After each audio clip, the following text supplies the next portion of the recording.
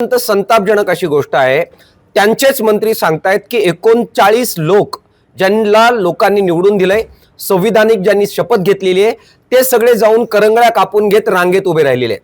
काल मार्क्सवादी कम्युनिस्ट पक्षाची ऑनलाईन बैठक झाली आणि त्याच्यामध्ये निर्णय झालाय, संबंध महाराष्ट्रभर 6 तारखेला हजारो मार्क्सवादी कम्युनिस्ट पक्षाचे कार्यकर्ते तालुक्यात मोर्चा काढणार आहेत। आमची मागणी आहे की संविधानिक पदाची शपथ घेतली, संविधानात सांगितलंय की वैज्ञानिक दृष्टिकोनातून आम्ही काम करणार, त्याची शपथ घेतलेले जे लोकप्रतिनिधी आहेत त्याप्रमाणे वागलेले नाहीत।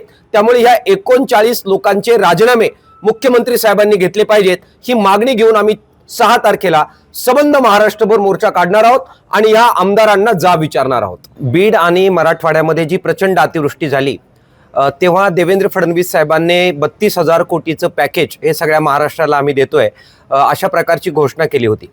त्याच्यामध्ये आज 8,000 कोटी रुपये हे पीक विम्याच्या माध्यमातून शेतकऱ्यांना मिळतील अशा प्रकारचा युक्तिवाद त्यांनी सर्वांच्या समोर महाराष्ट्रभर केलेला होता। त्यावेळी आम्ही सांगितलं होतं की यातला छदाम सुद्धा शेतकऱ्यांना मिळणार नाही। आता प्रत्यक्ष परिस्थिती अशी आहे की ज्यावेळी याद्या बाहेर यायला लागलेल्या आहेत, छदाम सुद्धा पीक विम्याचा शेतकऱ्यांना मिळणार नाही। अटी शर्तीच्या नावाखाली सर्व शेतकऱ्यांच्या तोंडाला पानं पुसली जात आहेत, त्यामुळे शेतकऱ्यांच्या मनामध्ये या विरोधात मोठा असंतोष आहे। दुसरी बाब जी आहे, कर्जमाफीची घोषणा राज्य सरकारने केली, मात्र ज्या अटी शर्ती सरकारने लावलेल्या आहेत त्याच्यामध्ये नियमित कर्जदारांना वगळलेले जे बावनकुळे साहेब सांगतायत की गाडी साधी असेल किंवा ट्रॅक्टर असेल त्यांना सुद्धा वगळलं जाणार आहे। त्यामुळे या कर्जमाफीतून सुद्धा शेतकरी वगळले जाण्याच्या मोठ्या शक्यता आहेत।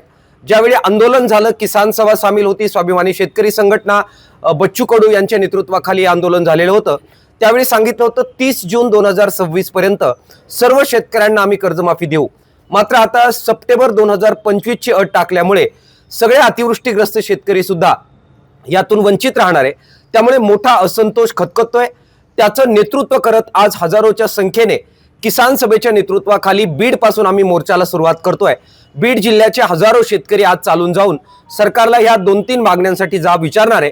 संपूर्ण पीक विमा हा शेतकऱ्यांना द्या, कर्जमाफीच्या अटी शर्ती रद्द करा आणि शेतकऱ्यांना दिलासा द्या, या प्रमुख मागणीसाठी हा मोर्चा निघतोय। संतापजनक अशी गोष्ट आहे, त्यांचेच मंत्री सांगतायत की 39 लोक ज्यांना लोकांनी निवडून दिलंय, संविधानिक ज्यांनी शपथ घेतलेली आहे, ते सगळे जाऊन करंगळ्या कापून घेत रांगेत उभे राहिलेले आहेत।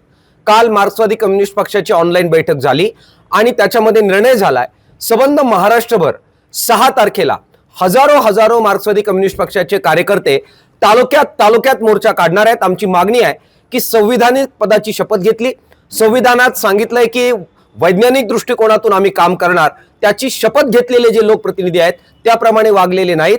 त्यामुळे ह्या 39 लोकांचे राजीनामे मुख्यमंत्री साहेबांनी घेतले पाहिजेत, ही मागणी घेऊन आम्ही 6 तारखेला संबंध महाराष्ट्रभर मोर्चा काढणार आहोत आणि ह्या आमदारांना जाब विचारणार आहोत।